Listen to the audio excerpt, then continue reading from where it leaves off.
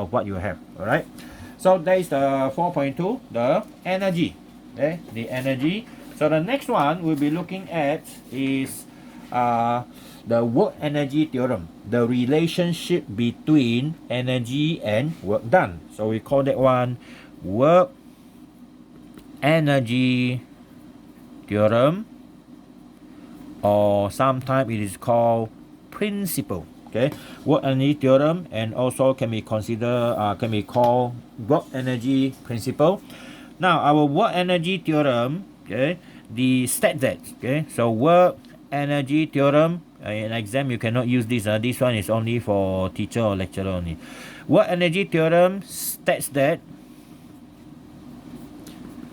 the work done on a system must equal to the change in energy of the system. Okay, it means work done on a system is equal to the change in energy of the system. But this change of energy, it can be change of energy for kinetic energy, or change of energy for potential energy, gravitational potential, or it can be spring potential energy. So that means if we write this one, for example, our W can be final energy minus initial energy, or it can be final kinetic energy minus initial kinetic energy, or like this one we can use final gravitational potential energy minus initial gravitational potential energy, or the last one is final spring potential and initial spring potential energy. These are all the possibility that you can imagine from this one, but basically it is like this. Okay, this is the work done equal to the change of energy in the same system. All right, now when do we use this thing? Okay, almost any condition. Okay, almost any condition. All right, now look at one example. Okay, on this is example number 2. Okay, example number 2.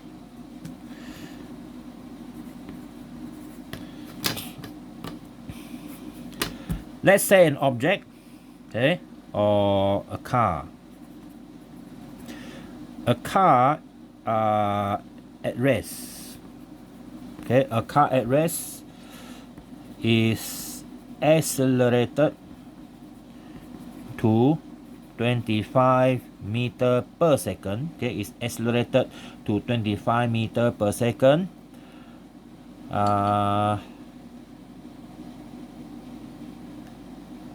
by its engine. Okay, by its engine. Calculate the work done. Okay, calculate the work done on the car. Okay, if the mass of the car is 400 kg.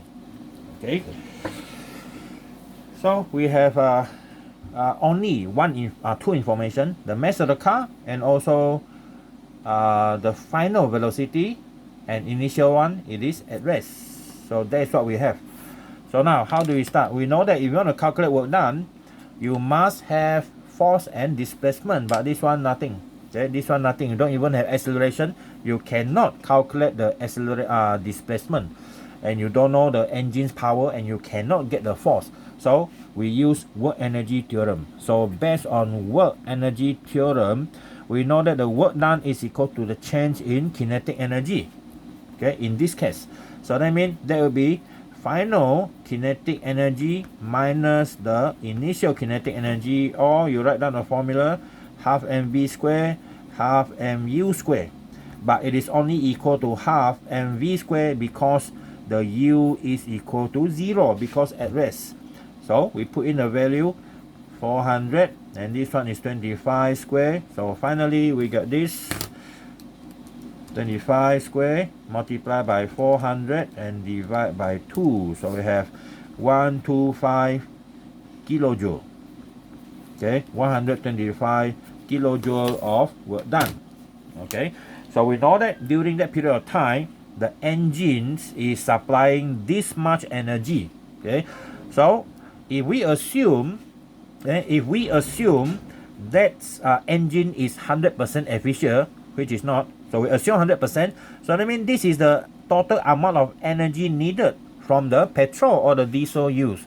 So you can calculate how much petrol is needed or diesel or the fuel is needed to supply to force the car to move from 0 to 25 meter per second. Okay, so that one we call the fuel consumption. All right, so this is one of the application for work energy theorem. It's not really that difficult. Okay, it's not really that difficult. All right, now next thing, our next one is power. That's our last one for this chapter, power.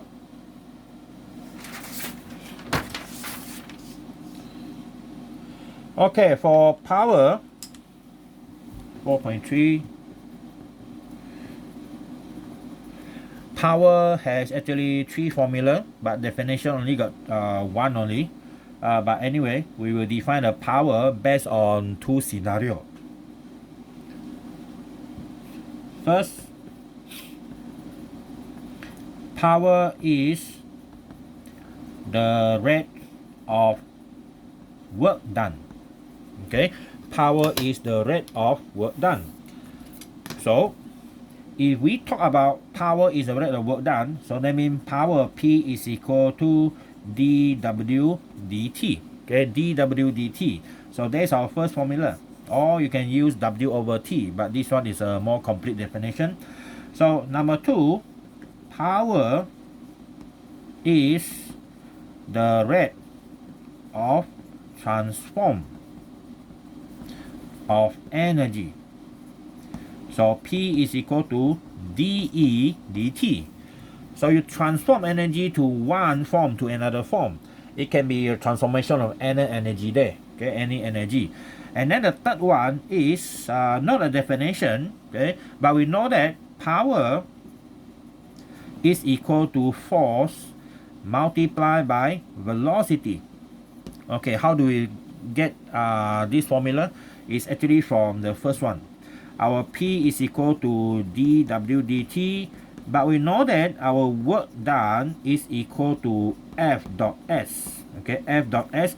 So we can take out the F and then we differentiate the dot of ds dt. Okay, ds dt. So finally, our power will become Fv. Okay, power become Fv. So where does this dot end up? We are talking about the maximum power. So maximum power is normally you have a Fv cos theta, right? Your maximum is when cosine theta is equal to 1. Alright. So that is our third formula. So we have 1, 2, and 3 formula for power. And all their units, okay, are the same, which is joule per second or watt. Alright.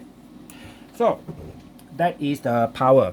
But one more thing about power is used not only to calculate power. We are calculating the efficiency. Okay, the efficiency of a system by using the power. So that is the next thing we look at.